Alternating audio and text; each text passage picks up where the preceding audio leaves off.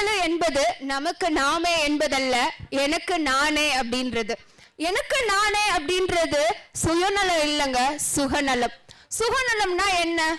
மனதுக்கு பிடிச்ச மாதிரி ஒரு வாழ்க்கையை வாழ்றது, நல்ல ஆரோக்கியத்தோட ரொம்ப ஸ்டேபிளான இன்கமோட வாழ்ற ஒரு வாழ்க்கை தான் ஃபுல் லைஃபே கம்ப்ளீட் ஆகுது அப்படின்னு நம்ம சொல்றோம். ஆமாங்க.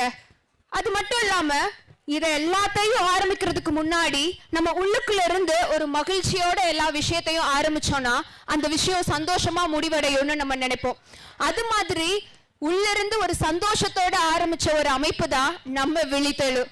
2008 இதே தாட்டோட மகிழ்ச்சியா சந்தோஷத்தோட எல்லாருக்கும் போய் அவங்களுக்கான உதவி சேரணும், அவங்களுடைய திறமையை அங்கீகரிக்கணும் அப்படின்றதுக்காக 2008 தொடங்கப்பட்ட அமைப்பு தான் இந்த விழித்தெழு என்ற அமைப்பு.